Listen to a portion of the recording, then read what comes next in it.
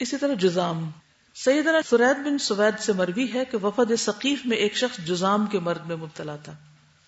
رسول اللہ صلی اللہ علیہ وسلم نے کہلا بھیجا کہ تم واپس جاؤ، ہم نے تم سے بیعت کر لی ہے. جزام معلوم ہے نا کیا ہوتا ہے؟ کوڑ، لیپریسی جس کو کہتے ہیں. اس میں کیا ہوتا ہے؟ ہاتھ مڑ جاتے ہیں، اس پہ زخم وغیرہ ہوتے ہیں. اور السلام علیکم. یہ لیپریسی ہاسپٹل پنڈی ہے، اس میں گئی تھی. تو میرا بیٹا جو ڈاکٹر ہے وہ پہلے ادھر والنٹیئر کرتا رہا، جب بھی ابھی چھٹیوں میں آتا ہے ادھر جاتا ہے. اس کے بارے میں تھوڑا سا بتانا چاہتی ہوں. پنڈی کا ایریا گلاس فیکٹری کے پتہ نہیں کون سا علاقہ کہلاتا ہے، اور اگر آپ جائیں تو وہ کافی ٹوٹی ہوئی سڑکیں ہیں، لیکن جیسے ہی ہاسپٹل کے اندر جائیں ایسا لگتا ہے آپ کسی یو کے میں یا کسی ایسی جگہ آ گئے. بہت بڑا اور صاف ستھرا ہاسپٹل ہے. 2 جرمن لیڈی ڈاکٹرز ہیں جو اس کو رن کر رہی ہیں. وہاں جا کے جو میں نے دیکھا اور سیکھا، وہاں پر ایسے پیشنٹس ہیں، وہ بتا رہی تھی ڈاکٹرز کے یہاں کے لوگوں کا یہ حال ہے، حالانکہ مسلمانوں کا نہیں ایسا ہونا چاہیے کہ وہ اپنے مریضوں کو داخل کرا کے ان کا نام بھی صحیح نہیں بتاتے، مطلب اپنا ایڈریس غلط لکھوا دیتے ہیں تاکہ ان سے رابطہ نہ کیا جائے. اور وہاں پر وہ پیشنٹس ہیں، وہ کہتے ہیں کہ پری پارٹیشن سے پہلے کا یہ ہاسپٹل ہے اور بہت پرانے پیشنٹس بھی ہیں. اور میں نے ان پیشنٹس کو دیکھا ہے جس کے مطلب جھڑ جاتا ہے نا جسم کی انگلیاں ڈی شیپ ہو جاتی ہیں بہت زیادہ. وہاں پہ جو ٹیکنیشین تھا سب سے پہلے میں اس کو ملی، جو ریسپشن پہ بندہ تھا، اس کا بھی جیسے ناک بھی بالکل فلیٹ ہوا ہوا تھا اور چہرے سے مطلب بہت عجیب سی اس کی لک تھی، لیکن اتنا بااخلاق انسان تھا وہ، کیونکہ وہ لیپریسی کا پیشنٹ تھا. پھر جب وہ ٹھیک ہو گیا تو انہوں نے اس کو ٹریننگ دے کے اپنے ہی ہاسپٹل میں جاب دے دی. وہ کہتی ہیں کہ لوگ ان سے اتنی نفرت کرتے ہیں کہ ان کو ڈس اون کر دیتے ہیں، اور وہ جو کرسچنز ہیں وہ ان کو سپورٹ کر رہے ہیں. اور حیرت کی بات ہے کہ یہ مسلمانوں کا اخلاق ہونا چاہیے. پھر ٹیکنیشین تھا، اس کی 2-3 انگلیاں نہیں تھیں، اور اسی طرح اس کی ٹانگوں کی بھی ڈی شیپ تھا، تو وہ ایک سہارے سے چلتا تھا، لیکن اس کو ٹیکنیشین انہوں نے بنایا. جب وہ ٹھیک ہو گیا تو اس کو جاب دی. اور اسی طرح جو تھوڑے پیشنٹ ہوتے ہیں، جیسے مثلا جس کو تھوڑی بیماری ہو، اس کو پھر وہ لوگ باہر کہیں نہ کہیں، جیسے میرے بھائی کی ورک شاپ ہے اس میں ایک انہوں نے رکھوایا. پھر الحمدللہ اس کو پیچھا کرتی رہی، دیکھتی رہی. لیکن یہ بیماری ایسی ہوتی ہے جو کہ انسان کو بہت زیادہ اندر سے توڑ دیتی ہے نا، کیونکہ ایسے لگتا ہے جیسے دوسرے کو بھی لگ جائے گی، اور اس کی جسم کی حالت چینج ہو جاتی ہے، ویسے نہیں رہتی، نہ شکل، نہ ہاتھ، نہ کچھ اور. اور پھر ایک چیز یہ بھی اس ہاسپٹل کی مجھے بہت اچھی لگی کہ انہوں نے ان پیشنٹس کے لیے پیچھے کی طرف، کیونکہ مسلمان ہیں سارے، اور ایک پورا ایریا ایسا بنا دیا کہ جو پیشنٹ ٹھیک ہو گئے اور جن کو لوگ نہیں آتے لینے یا ملنے، تو وہاں پر ان کو رہائش دی ہوئی ہے، مسجد ہے ان کی، اور وہ سب ایز اے فیملی رہ رہے ہوتے ہیں. تو یہ بہت زیادہ ایک تکلیف دہ چیز ہے کہ ہم مسلمانوں کا اخلاق ایسا ہونا چاہیے. السلام علیکم. بیماری لگنے کے حوالے سے ایک میرے ساتھ واقع ہوا کہ ہماری ایک عزیزہ کی ڈیتھ ہو گئی. ان کو یرخان تھا، اور ان کی ڈیتھ پتہ نہیں کس وقت ہوئی تھی، ہمیں بہت دیر سے پتہ چلا، لیکن سارا دن گزر گیا، ان کو نہلانے کے لیے کوئی تیار نہیں تھا کہ چونکہ ان کو ہیپاٹائٹس سی تھا شاید، تو یہ لگ جائے گا، تو کوئی ان کو نہلانے کے لیے نہیں آ رہا تھا. پھر دی اینڈ انہوں نے رات کو ہمیں کال کی کہ آپ اگر نہلا سکتی ہیں آ کے، میں اور میری بھابھی. لیکن اپنے ایمان کی کمزوری میں کئی مہینے یہ سوچتی رہی کہ مجھے ہو تو نہیں گیا یرخان، مثلا اثر تو نہیں آ رہا میرے اوپر. لوگوں نے اتنا کہہ کے اتنا دماغ پختہ کر دیا کہ ایسا ہوگا، اور مستقل مجھے لگتا رہا کہ بس یہ لگ تو جائے گی، نہلا تو رہے ہیں، یہ فرض ادا کر دے، لیکن یہ لگ جائے گی ہمیں. لیکن اللہ کا شکر ہے، اللہ میں نے بچانا تھا، کچھ بھی نہیں ہوا. بالکل. اصل میں ایسی باتیں جو ہے یہ وہم سے بھی تعلق رکھتی ہیں، تو انسان کو وہم ہو جاتا ہے اور پھر وہم بیماری بن جاتا ہے. تو اس لیے اسلام نے اتنا ایمان کو پختہ کیا انسان کے کہ وہ پرامن طور پر اپنے جو بھی کام کاج ہیں ان کو کرتا رہے اور بہت سی فکر افکار سے جان چھڑائے. اب یہاں پر آپ دیکھ رہے ہیں کہ نبی صلی اللہ علیہ وسلم نے اس کو واپس بھیج دیا. یہ بھی احتیاط کے تقاضے میں سے تھا. اسی بارے میں ایک اور ارشاد ہے، فرمایا، بخاری کی روایت ہے، جزامی سے اس طرح بھاگو جیسے شیر سے بھاگتے ہو، یعنی اس کے ساتھ اس طرح مکس اپ نہ ہو، احتیاط لازم ہے. ایک اور موقع پر فرمایا کہ جزامی کی طرف زیادہ دیر تک مت دیکھو، کیونکہ بعض اوقات نگاہوں سے بھی کچھ اثرات انسان کے اندر آتے ہیں. پھر وہی بات ہے کہ وہم اور ایک خوف اور ایک ہم میں اگر انسان کے مبتلا ہونے کا اندیشہ ہے تو وہ، جیسے بہن بتا رہی ہیں کہ وہ ان کو فکر رہی کئی مہینے تک کہ وہ کہیں ہیپاٹائٹس میں مبتلا نہ ہو جائیں. اس لیے انسان کے ایمان کو بچانے کے لیے یہ تدبیریں بتائی جا رہی ہیں. ٹھیک ہے، کیونکہ شیطان ایسے مواقع پر بہت وسوسے ڈالتا ہے انسان کے اندر. تو مجذوم سے دور رہنے کی جو ممانعت آئی ہے وہ اس لیے نہیں کہ ان کو نفرت کی جائے یا ان سے بھاگا جائے کہ ان سے کوئی تعلق ہی نہ ہو، بیسیکلی یہ سد ذریعہ کے طور پر ہے. سد ذریعہ کا مطلب معلوم ہے نا, یعنی ایمان بچانا مقصود ہے یہاں, کہ کہیں یہ عقیدہ نہ بن جائے کہ اس سے بیماری لگی. لیکن احتیاط, تدابیر, توکل کے باوجود اگر کوئی بیماری آ جاتی ہے تو پھر اس پر انسان کو صبر سے کام لینا چاہیے, پرہیز کرنا چاہیے مختلف چیزوں سے جو نقصان دہ ہو, اور علاج کروانا چاہیے. اصل میں اللہ نے بیماریاں تو اتاری ہیں کیونکہ اللہ نے انسان کو دنیا میں امتحان کے لیے بھیجا ہے. تو بیماری تو ہوگی, لیکن بیماری میں رویہ کیسا ہو, پھر اسی بات پر لاؤں کہ آپ کو غم, غصے, خوف, تکلیف, بیماری کے موقع پر ہم ریئیکٹ کس طرح کریں, کتنے شکوے شکایت کریں اور کتنا رونا دھونا کریں, اور کیا طریقہ اور کون سا اخلاق اور کون سی تدابیر اختیار کریں, تو یہ اس سے تعلق رکھتی ہے. جی ہاں, یہ جو ابھی فرحانہ آپ نے بتایا جس ہاسپٹل کا, وہاں پہ کالج کے زمانے میں ہم اکثر جاتے تھے ویسے ہی ان لوگوں کے ساتھ ٹائم سپینڈ کرنے کے لیے. تو یہ جو حدیث ہے نا جس کے بارے میں ہے کہ جزامی کی طرف زیادہ دیر تک مت دیکھو, تو اس کا میں نے پریکٹیکلی وہ کیا ہے, کیونکہ جب ہم لوگ تو سامنے ہاسپٹل کی سائڈ پہ ہوتے تھے, جب انہوں پیچھے ایک دفعہ میں لے کے گئے, وہاں پہ ان کے چھوٹے بچے بھی تھے, اور پھر تو وہ مریض ہم سے تو بہت اچھی طرح ملتے تھے نا, اور بہت خوشی کے ساتھ, اور حالانکہ ایک جیسے تھا اس کا پورا فیس یہاں سے نہیں تھا. تو اب ہم ان کے سامنے جیسے بہت اچھی طرح ہم کوشش بھی کر رہے تھے, لیکن ایک نیچرلی انسان کے اندر جو ایک فیلنگ ہوتی ہے نا, تو وہ کئی دن تک حواس کے اوپر رہا. ابھی بھی میں سوچتی ہوں تو وہ حالانکہ 15 سال پرانی بات ہے, لیکن اس کا کام پہ بہت اثر پڑتا ہے پھر. جی جی, دوسری طرف سے بھی دیکھیے کہ جب آپ کسی کو اتنی دیر تک دیکھیں گے تو کیا ہوگا, وہ کہے گا کہ شاید آپ اس کو بیڈ لکس دے رہے ہیں, یا وہ کانشیس ہوگا, کیونکہ انسان کا دل نہیں چاہتا نا کہ ایسی حالت میں کوئی اس کو دیکھے. تو زیادہ دیر تک نہ دیکھنے کی, اس میں دو طرفہ حکمت ہے. جی, یہ جس لیپروسی ہاسپٹل کی بات ہو رہی ہے, اس کے باہر گارڈز بھی ہوتے ہیں, وہ مریض کا بھی رویہ ہوتا ہے نا, ہر طرح کے مریض ہیں, کچھ وہاں سے بھاگ جاتے ہیں اور اپنی بیماری کا فائدہ اٹھاتے ہوئے بھیک مانگنا شروع کر دیتے ہیں. اور پھر بھیک مانگنے کا بھی طریقہ یہ کہ دوسروں کو خوفزدہ کر کے, منہ کے آگے ہاتھ کر کے, اور اپنی اوپر سے سکن اتار کے دوسروں کے اوپر پھینکتے ہیں کہ تمہیں بھی یہ بیماری لگ جائے گی, ہمیں پیسے فوراً دو. ایکسپلائٹ کرتے. ٹھیک ہے, تو کوئی بھی بیماری اگر آ جائے تو پھر علاج بھی کرانا چاہیے. علاج کرانا منع نہیں ہے. نبی صلی اللہ علیہ وسلم نے فرمایا, ما انزل اللہ داء الا انزل له شفاء, اللہ نے کوئی بیماری نہیں اتاری مگر اس کی دوا بھی اتاری ہے. نبی صلی اللہ علیہ وسلم نے فرمایا, اللہ کے بندو علاج کیا کرو, اللہ کے بندو علاج کیا کرو. اسامہ بن شریح کہتے ہیں, کچھ بدوی آئے, انہوں نے پوچھا, اے اللہ کے رسول, کیا ہم علاج کر لیا کریں, ہمیں علاج کی اجازت ہے؟ آپ نے فرمایا, علاج کیا کرو, بلا شبہ اللہ عز و جل نے کوئی بیماری پیدا نہیں کی مگر اس کی دوا پیدا کی ہے, سوائے ایک بیماری کے. وہ کون سی ہے؟ بڑھاپا. اس حدیث میں بڑھاپا ہے. غیر داء واحد الحرم, موت تو موت ہے نا, وہ بیماری تھوڑی ہے. پھر یہ کہ کوئی بیماری لا علاج نہیں. ایک انصاری صحابی رضی اللہ عنہ سے مروی ہے کہ ایک مرتبہ رسول اللہ صلی اللہ علیہ وسلم ایک شخص کی عیادت کے لیے تشریف لے گئے جو زخمی ہو گیا تھا. نبی صلی اللہ علیہ وسلم نے فرمایا, بنو فلاں کے طبیب کو بلا کر اسے دکھاؤ. لوگوں نے اسے بلایا, وہ آیا تو لوگ کہنے لگے, یا رسول اللہ صلی اللہ علیہ وسلم, کیا علاج اسے کچھ فائدہ دے سکتا ہے؟ آپ نے فرمایا, سبحان اللہ, اللہ نے زمین میں کوئی ایسی بیماری نہیں اتاری جس کی شفا نہ رکھی. یہ الگ بات ہے کہ ہم جاہل ہیں, ہمیں پتہ نہیں.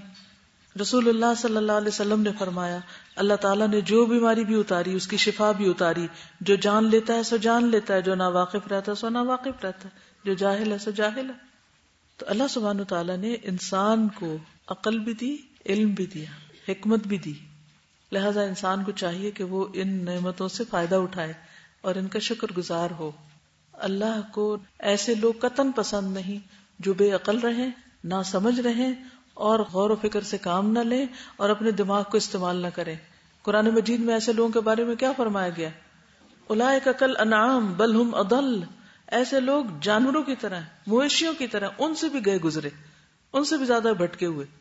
تو کسی انسان کے لیے سب سے بڑی بیماری جہالت ہے. جہالت امراض میں سب سے بڑا مرض ہے, لا علمی, نہ سمجھی. عام طور پر ہم محنت سے بچنے کے لیے، محنت سے جی چرانے کے لیے کیا کہتے ہیں، میری تو سمجھ میں کچھ نہیں آتا، مجھے یہ سمجھ میں نہیں آئے گا، یہ میں کر نہیں سکوں گا. اس قسم کے منفی خیالات کی وجہ سے کیا ہوتا ہے، نہ آپ علم کا حق ادا کرتے، جو سیکھ رہے ہیں وہ بھی نہیں سیکھ پاتے، یا دوسروں کے بارے میں یہ زیوم کر لینا کہ یہ نہیں کر سکتے. اپنے بچوں کے بارے میں بعض اوقات ہم ایسے کامنٹس دیتے رہتے ہیں، یہ تو بالکل بے وقوف ہے، اس کو نہیں سمجھ آئے گی، تم تو فیل ہی ہو کے رہو گے، تم نہیں کر سکتے. اللہ نے کسی کو اس طرح بے وقوف نہیں پیدا کیا، ہم خود ہی بے وقوف بنے رہتے ہیں. ٹھیک ہے کچھ لوگ بیمار ہوتے ہیں، ذہنی کمزور ہو سکتے ہیں، بچپن سے کچھ لوگوں کو جیسے اور ڈسیبلٹیز ہوتی ہیں تو ذہنی طور پر بھی کچھ لوگ ڈسیبل ہوتے ہیں، وہ صاف پہچانے جاتے ہیں، وہ تو مکلف بھی نہیں. جو مجنون ہے یا کم عقل ہے وہ تو مکلف بھی نہیں. جس کو اللہ نے عقل دی ہے اور دنیاوی معاملات میں اس کی عقل بہت کام کرتی ہے، لیکن جہاں دین کا معاملہ ہوتا ہے یا کوئی سمجھنے کی بات ہوتی ہے وہاں وہ کہتا ہے مجھے سمجھ نہیں آتی. تو یہ صرف اسکیپزم ہے اور یہ ایک جرم ہے. انسان کو مشکل کا مقابلہ کرنا چاہیے. جہالت کا علاج کیا ہے؟ علم حاصل کرنا. کیوں نہیں کرتے؟ کیونکہ اس میں تکلیف ہے، تو وہ تکلیف اٹھائیں گے تو اجر ملے گا نا. اس ریوارڈ کو یاد رکھیں جو طالب علم کے لیے ہے. علم کے راستے پہ چلنا جنت کے راستے پہ چلنا ہے، تو جنت کا راستہ مشکل راستہ ہے. تو علم حاصل کرنے کی مشقت سے بھاگے نہیں، چاہے وہ کوئی بھی علم ہو. اور دین کا علم آپ کو کوئی بھی نفع مند علم حاصل کرنے سے روکتا نہیں ہے. اللہ سبحانہ وتعالیٰ نے لقمان کو حکمت عطا کی تھی جس کا ذکر قرآن مجید میں آتا ہے، وَلَقَدْ آتَيْنَا لقمان الحکمۃ ان اشکر للہ. ہم نے لقمان کو بلا شبہ حکمت عطا کی کہ اللہ کا شکر گزار بن جائے.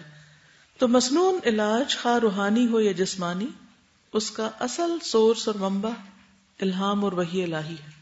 وحی الہی نبی صلی اللہ علیہ وسلم کے ذریعے بہت سے علاج سکھائے گئے. اس کے علاوہ اللہ تعالیٰ ہمارے دل میں کئی چیزوں کی سمجھ ڈال دیتا ہے. اور وہ کس کے دل میں ڈالتا ہے؟ جو دلچسپی لیتا ہے، جو شوق رکھتا ہے، جو محنت کرتا ہے، تو اللہ تعالیٰ اس طرف اس کی رہنمائی فرما دیتا ہے. یہ جتنی بھی انوینشنز ہوئی ہیں ان میں سے میجورٹی کیا ہے کہ اچانک وہ آئیڈیا اللہ نے دل میں ڈال دی. لیکن ایک عام انسان کے دل میں وہ کیوں نہیں آیا؟ وہ سائنٹسٹ کے دل میں کیوں ڈالا اللہ نے؟ کیونکہ محنت کر رہا تھا، وہ دن رات لگایا تھا اس میں. وَالَّذِينَ جَاهَدُوا فِينَا لَنَّهْدِيَنَّهُمْ سُبُلَنَا. وہ لوگ جو ہمارے راستے میں جد و جہد کریں گے، محنت کریں گے، مشقت کریں گے، ہم ضرور انہیں راستہ دکھائیں گے. تو اصل کمی ہمارے پارٹ پہ ہوتی ہے، ہم محنت نہیں کرنا چاہتے، نہ بیماریوں کا علاج ڈھونڈنے میں، نہ اور مسائل کا. ہر شخص مسائل بتانے کے لیے تو بہت تیار ہے، بس وہ چاہتا ہے کوئی نہ کوئی مل جائے جو اس کو مسائل بتاتا رہے. وہ لیکن نہ اپنی عقل استعمال کریں گے اور نہ کچھ پڑھیں گے، نہ سمجھیں گے، نہ لکھیں گے کہ وہ ان مسائل کا حل بھی کہیں سے پڑھ لیں. بہت سے مسائل آپ کے ایسے ہیں جن کا آلریڈی حل کتابوں میں موجود ہے، چونکہ آپ جاہل ہیں اس لیے آپ کو پتہ نہیں. اور آپ کیا چاہتے ہیں کہ بس کوئی حلوہ پکا کے لے اور آپ کھا لیں، اور خود محنت نہیں کرنا چاہتے. تو اس کے لیے کیا ضروری ہے کہ پڑھیں، اپنے آپ کو عادی بنائیں اور مختلف طرح کی کتابیں پڑھیں، سمجھیں. اور ہر دینی مسئلے کا حل موجود ہے، لیکن ہم پڑھتے نہیں. تو ہم کبھی اس سے پوچھتے، کبھی اس سے فتویٰ شاپنگ کرتے رہتے ہیں، شاید یہ حلال کر دے یا وہ حلال کر دے. خود غور و فکر نہیں کرتے، کیونکہ ہم اپنا وقت اپنی ڈیزائرز کی تکمیل میں گزارنا چاہتے ہیں. ہم کیا چاہتے ہیں اور لوگ کچھ محنت کریں، کام کریں، اور ہمارا دل لگتا ہے، ہماری خواہشات، ہماری ڈیزائرز ہیں، ہم ان کے پیچھے چلیں. آج کی نوجوان نسل کیوں نکمی ہے، کیوں نہیں پڑھ پا رہی؟ میجورٹی کا حال یہ کیوں ہے؟ کیونکہ ہر ہاتھ میں موبائل ہے، قرآن کی بجائے موبائل ہر ہاتھ میں ہے. ہر دل خواہشات سے بھرا ہوا ہے، اسی میں لگے ہوئے ہیں. تو جب کوئی قوم خواہشات کے پیچھے چل پڑتی ہے اور محنت مشقت چھوڑ دیتی ہے تو پھر وہ کہیں کی بھی نہیں ہوتی، کچھ کرنے کے قابل نہیں ہوتی، وہ دوسروں کے لیے بھی ایک بوجھ ہوتی. تو اگر آپ ینگ ہوتے ہوئے بیمار ہیں یا مسائل میں گھرے ہوئے ہیں تو پھر اس کے حل کے لیے خود کچھ ہاتھ پاؤں ماریے، کوشش کیجیے. اور جب آپ محنت کریں گے تو اللہ تعالیٰ آپ کے لیے راستے بھی آسان کرے گا. نبی صلی اللہ علیہ وسلم نے فرمایا ہر بیماری کے لیے دوا ہے. جب کسی مریض کو صحیح طریقے پر بیماری کی دوا پہنچتی ہے تو اللہ عز و جل کے حکم سے وہ تندرست ہو جاتا ہے. اب علاج کے لیے ویسے تو آپ ڈاکٹر کے پاس جائیں گے، دوا لیں گے، لیکن کچھ قدرتی غذاؤں سے علاج، اس بارے میں پہلے بھی کچھ بات ہوئی تھی. قدرتی غذاؤں سے علاج، کچھ چیزیں میں دوبارہ کچھ نئی اور کچھ پہلے والی دہرا دیتی ہوں تاکہ ہم سب سے پہلے آغاز کہاں سے کریں؟ اپنے مزاج کو سمجھیں، اپنی بیماری کو سمجھیں، اپنے بلڈ گروپ کو جانیں اور صحیح غذا کا استعمال شروع کریں. پھر پرہیز کریں. اس کے بعد کیا کریں؟ احتیاط برتیں. ٹھیک ہے، یعنی پہلا حصہ پرہیز کا تھا، اور یہ جو مجزوم اور یہ طاعون اور یہ ساری بیماریوں سے احتیاط برتنے کا، اور پھر صرف بیماریاں نہیں بلکہ سردی گرمی سے بھی احتیاط برتنا، اور اب صحیح غذا کا استعمال. تو اگلا حصہ کیا ہے؟ صحیح غذا کا استعمال. تو اسلام مختلف بیماریوں میں مبتلا لوگوں کو قدرتی غذاؤں سے بھی علاج بتاتا ہے، جن کو ہم عام طور پر دیسی طریقے، گھریلو نسخے کہتے ہیں. اس میں سب سے پہلی چیز شہد ہے، ٹاپ آف دا لسٹ، جس کے بارے میں خود قرآن پاک میں اللہ تعالیٰ نے اس کو کیا فرمایا؟ فیہ شفاء للناس، اس میں لوگوں کے لیے شفا ہے. رسول اللہ صلی اللہ علیہ وسلم نے فرمایا اگر تمہاری دواؤں میں سے کسی دوا میں کوئی خیر ہے تو وہ شہد کے ایک گھونٹ میں. تو شہد چمچ سے کھانے کے بجائے اس کو ڈرنک کرنا چاہیے. شربت عسل، شربہ یعنی جیسے گلاس یا بوٹل میں شہد ہے تو اس کو پیئیں، اور ایک گھونٹ یعنی ایک ماؤتھ فل، ٹھیک ہے. اور اس کو آپ عادتاً ہفتے میں ایک دفعہ پی سکتے ہیں، دن میں تھوڑا سا پی سکتے ہیں، مہینے میں پی سکتے ہیں، لیکن حسب ضرورت اور حسب مزاج. کچھ لوگوں کو فائدہ نہیں دے گا زیادہ اس کو لیں گے. یعنی کسی بھی چیز کو شفا کہنے کا مطلب یہ نہیں ہے کہ پھر سب کچھ چھوڑ کے وہی کھاتے رہیں ہر وقت. تو کلو وشربو ولا تسرفو، اسراف اس میں بھی نہیں ہوگا خواہ وہ شفا ہی کیوں نہیں. پھر یہ بھی یاد رکھیے کہ شہد جو ہے یہ پاکیزہ رس ہے. رسول اللہ صلی اللہ علیہ وسلم نے فرمایا مومن کی مثال شہد کی مکھی کی مانند ہے جو پاکیزہ چیز کھاتی ہے، پاکیزہ رس خارج کرتی ہے، اور جس پھول پتی یا پتے پہ بیٹھتی ہے وہ نہ ٹوٹتا ہے نہ خراب ہوتا ہے، یعنی چیزوں کو نقصان بھی نہیں دیتی. کچھ لوگ تو جہاں سے گزر جائیں وہیں کچھ نہ کچھ توڑ پھوڑ دیں گے، اس چیز کو دھکا دے دیں گے، کہیں ٹھوکر لگائیں گے، کہیں کوئی توڑ پھوڑ دیں گے، کہیں کچھ لکھ ہی آئیں گے اور کچھ نہیں تو دیواریں ہی خراب کر دیں گے، کہیں گندے ہاتھ مل دیں گے، کہیں اور داغ دھبے لگا دیں گے. لیکن مومن ایسا نہیں ہوتا، نہ وہ گندی چیز پسند کرتا ہے، نہ گندگی پہ بیٹھتا ہے اور نہ گندگی پھیلاتا ہے. رسول اللہ صلی اللہ علیہ وسلم نے فرمایا شفا 3 چیزوں میں ہے، شہد پینے میں، پچھنے لگانے میں، کپنگ ہجامہ، آگ سے داغ لگانے میں، اور میں اپنی امت کو داغ سے منع کرتا ہوں، آگ سے علاج مت کرو. ایک اور روایت میں ہے مجھے داغنا پسند نہیں. ایک مرتبہ آپ صلی اللہ علیہ وسلم نے کسی کو پیٹ کی خرابی میں بھی شہد تجویز کیا تھا. ابو سعید خدری کہتے ہیں کہ ایک مرتبہ ایک شخص نبی صلی اللہ علیہ وسلم کی خدمت میں حاضر ہوا، عرض کیا میرا بھائی پیٹ کی تکلیف میں مبتلا ہے. آپ نے فرمایا اسے شہد پلاؤ، یعنی شہد کا پینا خالص بھی ہو سکتا ہے اور اس کو پانی میں ملا کے پینا بھی مراد ہو سکتا. دوسری مرتبہ پھر وہ آ گیا تو آپ نے اسے پھر شہد پلانے کے لیے کہا. تیسری مرتبہ آیا تو آپ نے فرمایا شہد پلاؤ. اس نے کہا میں نے ایسا ہی کیا لیکن کوئی شفا نہیں. آپ نے فرمایا اللہ تعالیٰ سچا ہے اور تیرے بھائی کا پیٹ جھوٹا ہے، اسے پھر شہد پلاؤ. چنانچہ اس نے پھر شہد پلا اور وہ اسی سے تندرست ہو. پہلے وہ ڈیٹاکس ہو رہا تھا اور اس کے بعد پھر وہ ٹھیک ہو گیا. دوسری چیز ہے کھجور. جادو اور زہر کے علاج کے طور پر رسول اللہ صلی اللہ علیہ وسلم نے مدینہ منورہ کی اجوا کھجور تجویز فرمائی. فرمایا جو کہ صبح کے وقت 7 اجوا کھجوریں کھا لے اس دن کوئی زہر یا جادو اس پر اثر نہیں کرے گا. مثلاً آپ کسی ایسے شخص کے پاس جا رہے ہیں جس سے آپ کو اندیشہ ہے کہ وہ آپ پہ جادو کر دے گا. کچھ لوگ مشہور ہوتے ہیں نا کہ جو ان کے گھر جاتا ہے جو ان سے ملتا ہے وہ اس پہ جادو کرتے ہیں. تو 7 کھجوریں کھا کے جائیں. رسول اللہ صلی اللہ علیہ وسلم نے فرمایا اجوا جنت کے پھلوں میں سے ہے اور اس میں زہر کے لیے شفا ہے. مثلاً آپ نے کوئی ایسی دوائیاں کھا لی ہیں جو زہر ہیں تو پھر اس کا تدارک کس سے کریں؟ کھجور کھانے سے. وہ آپ کا زہر دور کر دے گا، یعنی ڈیٹاکس کر دے گا آپ کو. رسول اللہ صلی اللہ علیہ وسلم نے فرمایا عالیہ کی اجوا میں شفا ہے، علاقے کا نام ہے، یا نہار وہ اجوا کھجور کا استعمال زہروں کا تریاق ہے، یعنی ٹھیک کرتا ہے اس کو. رسول اللہ صلی اللہ علیہ وسلم نے فرمایا سب سے بہترین کھجور برنی ہے، برنی کھجور کا نام ہے، وہ بیماری کو دور کرتی ہے اور خود اس میں کوئی بیماری نہیں، یعنی طیب کھانا ہے. دوسری چیز ہے جو، بارلے. اللہ کے رسول صلی اللہ علیہ وسلم نے دلیا، سالن، ستو اور روٹی کی شکل میں جو استعمال فرمائے. دلیا بھی بنایا، سالن بھی، ستو بھی اس کے، اور روٹی بھی بنا کے، یعنی کئی شیپ ہو سکتی. ریسیپیز تو آپ زیادہ بہتر جانتے ہیں. دلیا جو باریک کوٹ کر دودھ میں پکانے کے بعد شہد سے میٹھا کر کے استعمال کیا جاتا ہے. اسے تلبینہ یا حریرہ بھی کہتے ہیں. بیماری میں اور بیماری کے بعد کی کمزوری، تھکن اور پریشانی دور کرنے کے لیے جو کا استعمال طب نبوی میں قابل ذکر ہے. حضرت عائشہ صدیقہ سے روایت ہے رسول اللہ صلی اللہ علیہ وسلم کے اہل خانہ میں سے اگر کسی کو بخار ہو جاتا تو آپ دلیا بنانے کا حکم دیتے. جب وہ تیار ہو جاتا تو اسے کھانے کا حکم دیتے. فرماتے کہ یہ غمگین آدمی کے دل کو تقویت پہنچاتا ہے، ڈپریشن کا علاج بھی ہے، اور بیمار آدمی کے دل کی پریشانیوں کو اس طرح دور کرتا ہے جیسے تم میں سے کوئی عورت اپنے چہرے سے میل کچیل کو پانی کے ذریعے دور کرتی ہے. یعنی عورتیں چہرے کے بارے میں زیادہ کانشیس ہوتی ہیں. تو اس سے یہ پتہ چلتا ہے کہ یہ بھی انسان کو صاف کرنے والی غذا ہے. تو پھر آپ نے دوبارہ بھی کبھی بنایا کہ ایک دفعہ ہی ختم؟ کیوں نہیں بنا سکتے ہاسٹل میں؟ بالکل بنا سکتے ہیں.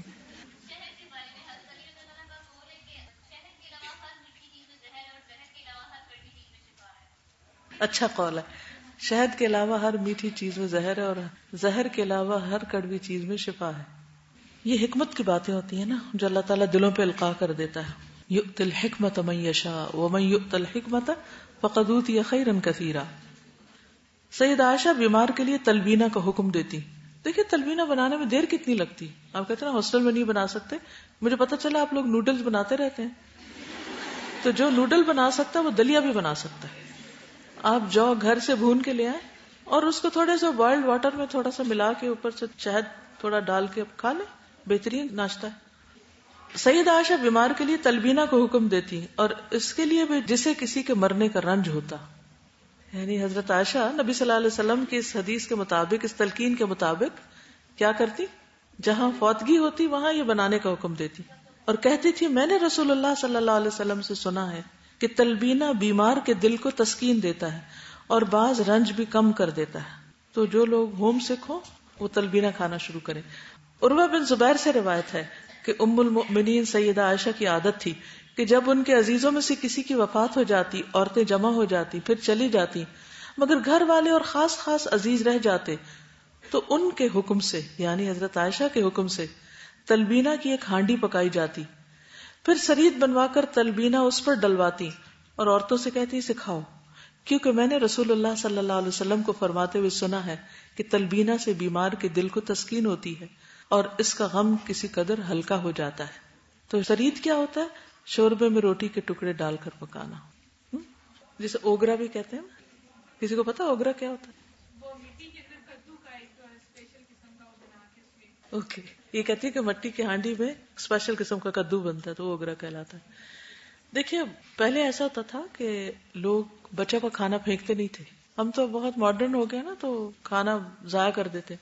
اچھا مثلاً کچھ کمیونٹیز میں یہ ہوتا ہے کہ جیسے اگر رات کو چاول بچ جائیں تو وہ اگلے دن مرچ مسالہ لہسن نمک اور ڈال کے ان چاولوں کو بھون کے کھچڑی بنا لیتے ہیں تو وہ پچھلے دن سے بھی زیادہ لذیذ ہو جاتے ہیں. ٹھیک ہے، یعنی وہ چاولوں کی بھجیا سی بنا لیتے ہیں. اب آپ کے منہ میں پانی آ رہا ہے. اچھا اسی طرح کچھ لوگ اگر سالن بچ جائے اور روٹی بھی بچ جائے تو روٹی توڑ کے اس کے اندر ڈال کے پکا لیتے ہیں. اس کو اوگرا کہتے ہیں پنجابی میں. ٹھیک، اور عربی میں اس کو سرید کہتے ہیں. عربوں میں تو بہت مشہور ہے یہ کھانا.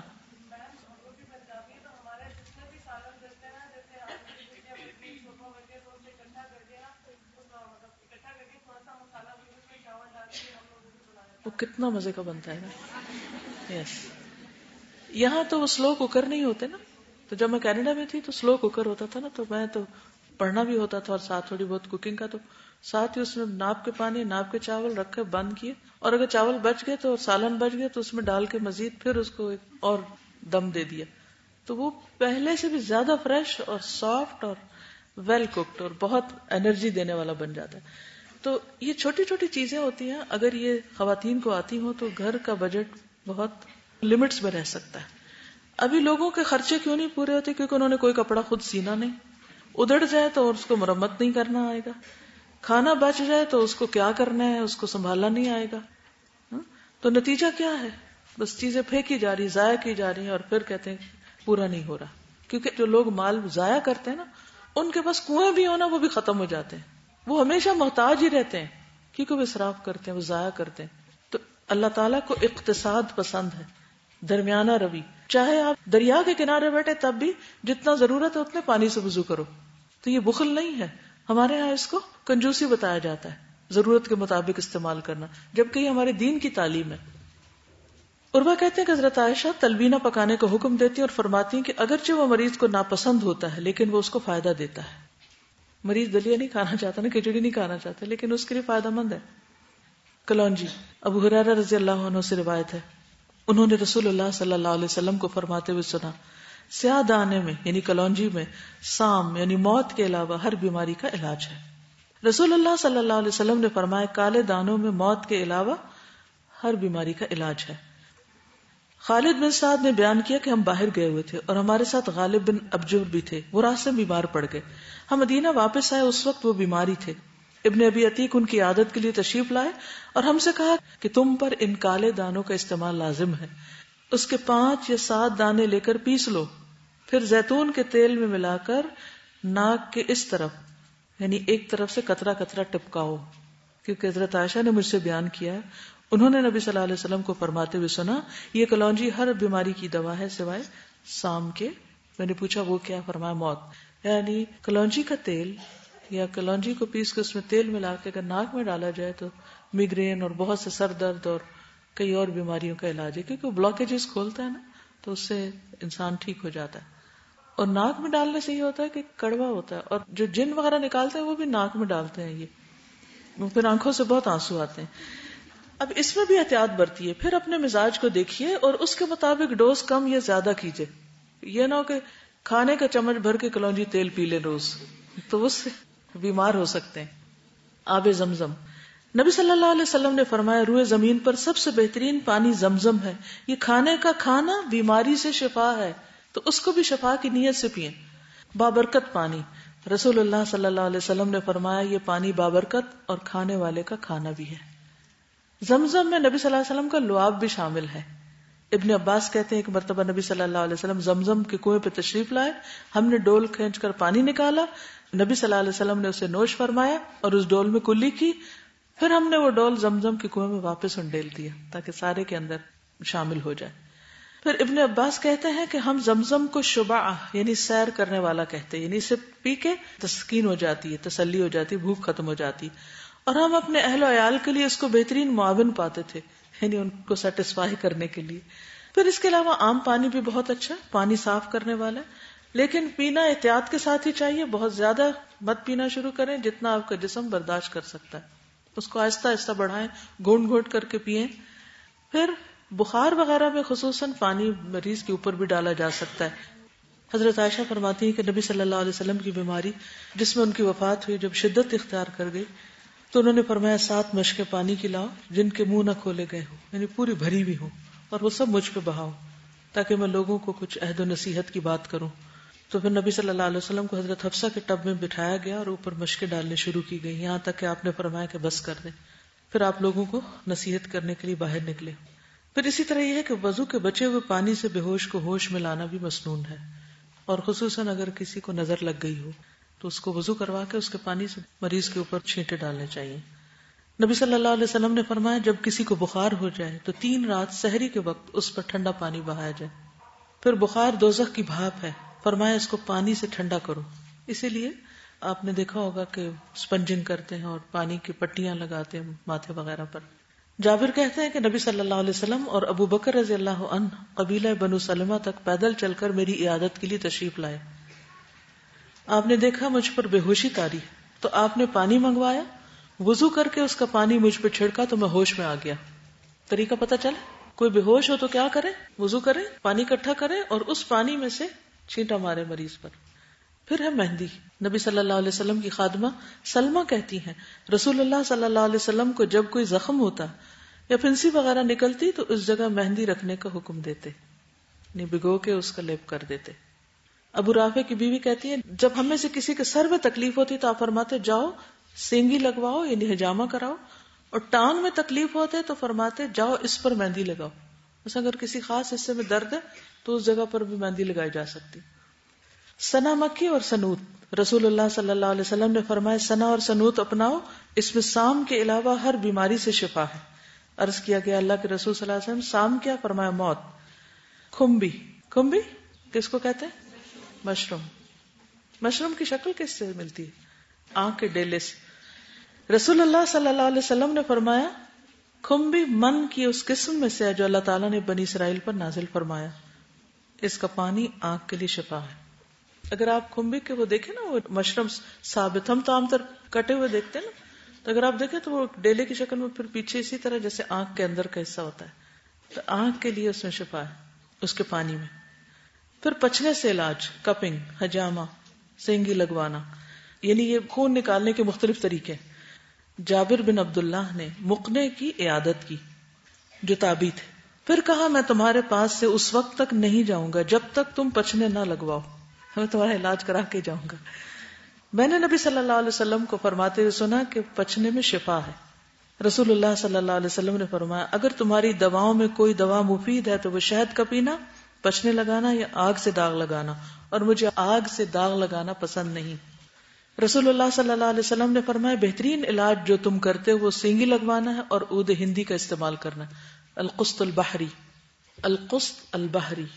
لاسٹ ٹائم جو میں سعودی عرب میں گئی ہوں تو وہاں میں کسی سے حجامہ کروانے کے لیے گئی تو انہوں نے القسط البحری بھی رکھی ہوئی تھی. انہوں نے کہا کہ ہم یہ دونوں کام کرتے ہیں. اور قسط جو ہے خاص طور پر گلے کی بیماریاں اور جو استما اور اس طرح کی جو تکلیفیں، سانس کی بیماری، ان کے لیے بہت فائدہ مند ہے. اور وائٹ سا سفوف ہوتا ہے، ڈبیوں میں بند کر کے وہ دیتے ہیں. اصل شکل چھوٹی چھوٹی لکڑیوں کی سی ہوتی ہے، اس کو پیس لیتے ہیں اور اس کو کھایا بھی جاتا ہے اور اس کو تیل وغیرہ میں ڈال کے لگایا بھی جاتا ہے درد کے مقام پر. رسول اللہ صلی اللہ علیہ وسلم نے فرمایا معراج کی رات میں فرشتوں کی جس جماعت کے پاس سے بھی میں گزرا اس نے یہی کہا اے محمد صلی اللہ علیہ وسلم اپنی امت کو سینگی لگانے کا حکم فرمائیے. سینگی کا لفظ سینگ سے ہے. پہلے اس طرح کے سوفسٹیکیٹڈ کپس نہیں ہوتے تھے تو جو جانوروں کے ہارن ہوتے ہیں سینگ، اس سے خون چوس کر نکالا جاتا. اب بھی ایسے طریقے موجود ہیں. ابن عباس کہتے ہیں کہ نبی صلی اللہ علیہ وسلم نے احرام اور روزے کی حالت میں سینگی لگوائی. ابن عباس کہتے ہیں کہ نبی صلی اللہ علیہ وسلم نے حالت احرام میں اپنے سر میں سینگی لگوائی. یہ درد سر کی وجہ سے آپ نے لگوائی تھی. ایک خاص جگہ پر آپ گئے تھے تو وہاں سے آپ کو یہ درد شروع ہوا تھا، اس کے گھاٹ پر. ابن عباس کہتے ہیں کہ رسول اللہ صلی اللہ علیہ وسلم نے احرام کی حالت میں اپنے سر میں سینگی لگوائی آدھے سر کے درد کی وجہ سے جو آپ کو ہو گیا تھا. ابن عباس کہتے ہیں کہ ایک مرتبہ یہودی عورت نے حضور صلی اللہ علیہ وسلم کی خدمت میں بکری کا گوشت زہر ملا کے پیش کیا. آپ نے اس میں سے کھا لیا. اس کے بعد آپ کو جب اس کے اثرات محسوس ہونے لگتے آپ سینگی لگوا لیتے. یعنی اس سے پتہ یہ چلتا ہے کہ جب مرض زیادہ ہونے لگے تو انسان اپنے جسم سے زہریلا خون نکلوا دے. ایک مرتبہ آپ سفر پر روانہ ہوئے، احرام باندھ لیا تو آپ کو کچھ اثرات محسوس ہوئے، آپ نے اسی وقت سینگی لگوا لی. لیکن سینگی لگوانے کی جگہ ہیں، کچھ سننا پوائنٹس ہیں اور کچھ بیماری کی جگہ پر بھی لگائی جا سکتی. یعنی عام طور پر جس کو کوئی خاص بیماری نہ ہو وہ صرف مسنون جگہوں پر لگوائے، دو کندھوں کے بیچ میں. لیکن ادروائز جہاں تکلیف ہو براہ راست اس جگہ بھی لگوائی جا سکتی، جیسے سر پہ. عبداللہ بن بحینہ کہتے ہیں رسول اللہ صلی اللہ علیہ وسلم نے مکہ کے راستے میں مقام لحی جمل میں اپنے سر کے بیچ میں سینگی لگوائی. ابن عمر کہتے ہیں رسول اللہ صلی اللہ علیہ وسلم سر میں سینگی لگواتے اور اسے ام مغیث کہتے. مغیث کے معنی مددگار، فریاد رس. ام مغیث کے معنی کیا؟ مددگار کی ماں. یعنی آپ وضاحت کرنا چاہ رہے تھے کہ یہ بہت مددگار چیز ہے، it's helpful, it's handy. Anas رضی اللہ عنہ سے روایت ہے کہ نبی صلی اللہ علیہ وسلم نے 3 مرتبہ سینگی لگوائی، گردن کی دونوں جانب، یعنی یہاں کندھوں کے پاس، رگوں پر اور کندھوں کے درمیان. یہ 3 جگہ جو ہیں یہاں ان کو مسنون پوائنٹس کہتے ہیں. پھر سرین پر جابر رضی اللہ عنہ سے روایت ہے کہ رسول اللہ صلی اللہ علیہ وسلم نے موچ آنے کی وجہ سے اپنی سرین پہ سینگی لگوائی. پاؤں کی پشت پر انس کہتے ہیں رسول اللہ صلی اللہ علیہ وسلم نے حالت احرام میں اپنے پاؤں کی پشت پر تکلیف کی وجہ سے سینگی لگوائی. جابر سے روایت ہے نبی صلی اللہ علیہ وسلم اپنے گھوڑے سے کھجور کے کٹے ہوئے تنے پر گر پڑے، اس سے آپ کے پاؤں کا جوڑ متاثر ہو گیا، یعنی ہڈی ہل گئی، تو آپ نے موچ کی وجہ سے سینگی لگوائی. مسل پل ہو گئے یا جو بھی تکلیف ہوئی آپ نے اس پر بھی حجامہ کروایا. یعنی چوٹ لگنے پر بھی حجامہ کرایا جا سکتا ہے. کبھی بل پڑ جاتا ہے نا، یا کبھی موچ آ جاتی، یا ویسے سر درد شروع ہو جاتی، کوئی بھی اور تکلیف، یا طبیعت کے اندر بے چینی پیدا ہو جاتی، تو ان سب چیزوں کے لیے یہ بہترین علاج ہے. لیکن غلط جگہ سینگی نہیں لگوانی چاہیے. یعنی شوق میں کہ وہ سر پہ لگوا رہا میرے بھی لگا دو. معمر کہتے ہیں میں نے سینگی لگوائی تو میرا حافظہ جاتا رہا، یہاں تک کہ مجھے نماز میں سورۃ فاتحہ پڑھنے میں بھی لقمہ دینا پڑتا تھا. اور انہوں نے اپنی کھوپڑی پر غلط جگہ پر سینگی لگوائی تھی. تو اس لیے ہر ایک کو ہر جگہ نہیں لگوا لینی چاہیے، ٹھیک ہے. اور نقالی میں تو ویسے ہی کوئی کام نہ کرے، اوریجنل کام ہونے چاہیے. دیکھا دیکھی بھیڑ چال جانا یہ سب سے خطرناک بیماری ہے. آپ کچھ کہہ رہے؟ اپنی کپنگ خود بھی کر سکتے، کیوں نہیں کر سکتے؟ اور ڈرائی کپنگ بھی کر سکتے ہیں آپ. بہترین دن رسول اللہ صلی اللہ علیہ وسلم نے فرمایا جو شخص چاند کی 17, 19 اور 21 تاریخ کو سینگی لگوائے اسے ہر بیماری سے شفا ہوگی. نبی صلی اللہ علیہ وسلم نے فرمایا بہترین دن جس میں تمہیں سینگی لگوانی چاہیے چاند کا 17واں, 19واں اور 21واں دن ہے. میں معراج کی رات فرشتوں کے جس گروہ کے پاس سے گزرا اس نے ہی کہا کہ اے محمد سینگی لگوانے کا اہتمام ضرور کرنا. تو جس نے ابھی تک نہیں لگوائی وہ سب لگوا لیں. رسول اللہ صلی اللہ علیہ وسلم نے فرمایا اللہ برکت دے جمعرات کو سینگی لگوایا کرو اور کوشش کرو کہ بدھ, جمعہ, ہفتہ اور اتوار کے روز سینگی مت لگوانا اور پیر اور منگل کو سینگی لگوایا کرو, اس لیے کہ اسی دن اللہ تعالیٰ نے ایوب علیہ السلام کو بیماری سے شفا عطا فرمائی اور بدھ کے روز ان کو آزمائش میں مبتلا کیا. ٹھیک ہے. کوڑ اور پلبہری بھی بدھ کے دن یا رات کو ظاہر ہوتی ہے. یہ جو ابھی جزام کی بات تھی نا, تو اس بیماری کے اترنے کا دن بھی کون سا ہے؟ بدھ. ہم عام طور پہ کہتے ہیں بدھ کم سدھ, جبکہ یہاں سے پتا چل رہا ہے کہ بدھ کے دن یہ تکلیفیں ظاہر ہوتی ہیں. رسول اللہ صلی اللہ علیہ وسلم نے فرمایا نہار منہ سینگی لگوانا بہتر ہے, خالی پیٹ, اور اس میں شفا ہے اور برکت ہے. یہ عقل بڑھاتا ہے اور حافظہ تیز کرتا ہے. ادروائز کسی بھی وقت لگوائی جا سکتی بیماری کی صورت میں. آپ صلی اللہ علیہ وسلم نے رات کو بھی پچنے لگوائے. ابن عمر روزے کی حالت میں سینگی لگواتے لیکن بعد میں اسے ترک کر دیا اور رات میں سینگی لگوانے لگے. یعنی اٹ ڈیپینڈس کہ آپ کے مزاج کو کیا سوٹ کرتا ہے. رسول اللہ صلی اللہ علیہ وسلم نے فرمایا جب تم میں سے کسی کا خون بھڑکنے لگے, یہ کیا ہوگا, بی پی ہائی ہو, وہ سینگی لگوائے, کیونکہ خون کے جوش مارنے سے آدمی کی موت واقع ہو سکتی ہے. جی حدیث میں آتا ہے کئی لوگوں کو وہ ہو جاتا ہے نا, اسٹروک ہو جاتا ہے یا ان کے جو برین ہیمریج ہو جاتا ہے, اس کی بھی بنیادی وجہ ایک دم بی پی کا شوٹ کرنا ہوتا ہے. تو جب کبھی ایسا محسوس ہو تو ہلکی پھلکی بھی اگر سینگی لگوا لیں گے تو خون کا جو جوش ہے وہ ختم ہو جائے گا. نافع کہتے ہیں کہ ابن عمر نے کہا اے نافع میرے خون میں حدت پیدا ہو گئی ہے, اس لیے کوئی پچنے لگانے والا تلاش کرو, اگر ہو سکے تو نرم خو آدمی لانا. عمر رسیدہ بوڑھا یا کمسن بچہ نہ لانا, ان سے نہیں لگوانی. رسول اللہ صلی اللہ علیہ وسلم نے فرمایا جو ایسے ہی طبیب بن کر علاج کرے اور طب اور علاج معالجے میں مشہور نہ ہو تو وہ ذمہ دار ہے. یعنی اناڑی سے علاج مت کرائیں, اپنی غلطی. اب یہ ہے کہ عورت کس سے سینگی لگوائے, عورت سے ہی لگوائے. ام سلمہ نے رسول اللہ صلی اللہ علیہ وسلم سے سینگی لگوانے کی اجازت چاہی تو نبی صلی اللہ علیہ وسلم نے ابو طیبہ کو حکم دیا کہ انہیں سینگی لگائے. راوی نے کہا میرا خیال ہے کہ جابر نے بتایا وہ ان کا رضائی بھائی یا نابالغ لڑکا تھا, لیکن اگر کوئی بھی نہ ہو تو پھر انسان مرد ڈاکٹر سے بھی علاج کروا سکتا ہے. پھر گائے کا دودھ اور گھی میں بھی علاج ہے.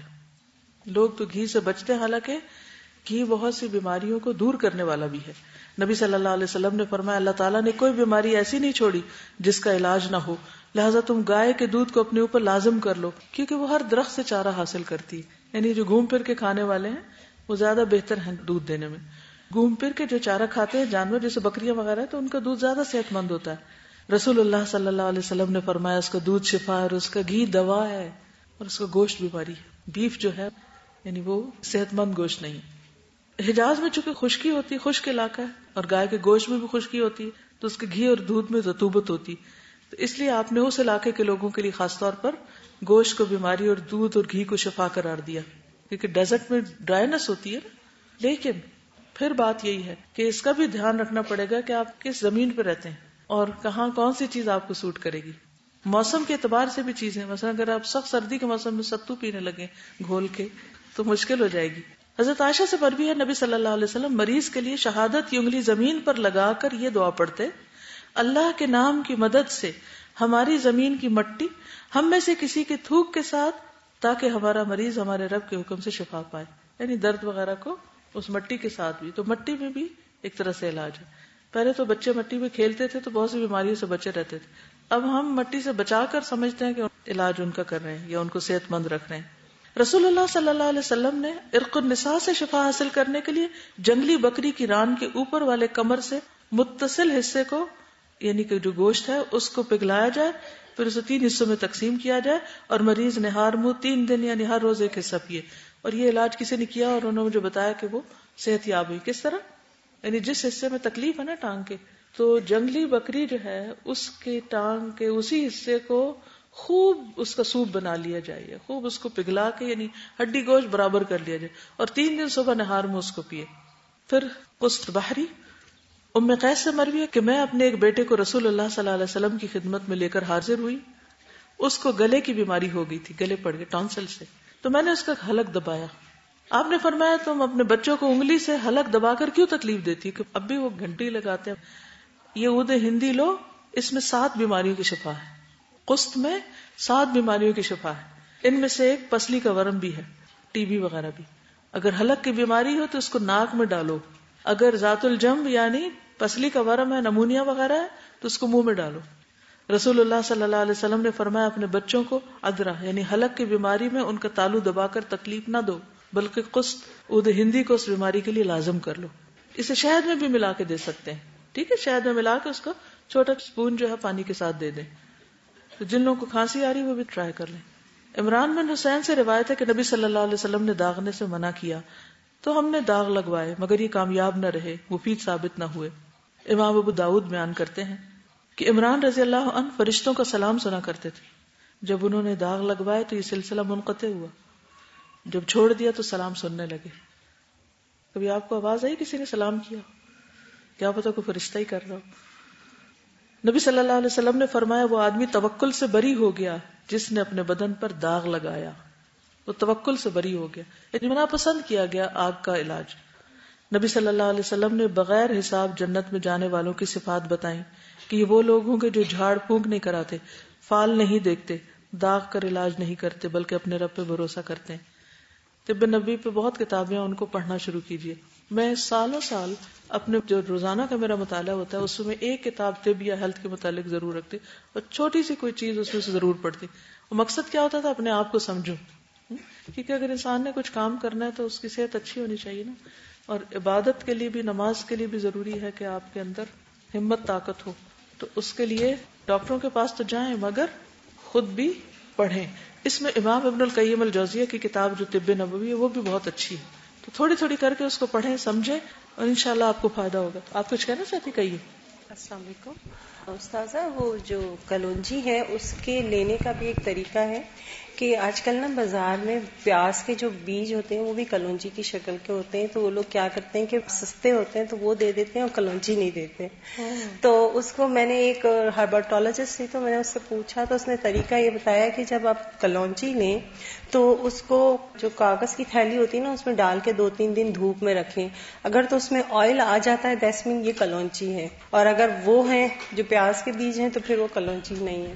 اور میرا آپ سے ایک سوال تھا کہ حضور اکرم صلی اللہ علیہ وسلم نے احرام کی حالت میں پچنے سر پہ لگائے تو اس میں تو بال کاٹنے کی ممانعت ہوتی ہے. جب پچنا لگتا ہے تو اس ایریا کے بال ریموو کیا جاتے ہیں، جو بعض میں نے دیکھے ہیں جن کے، تو پھر اس صورت میں کیسے لگایا؟ علاج کے لیے اجازت ہوگی. اوکے، جزاکم اللہ خیرا. سبحانک اللہم و بحمدک، اشہد ان لا الہ الا انت، استغفرک و اتوب الیک.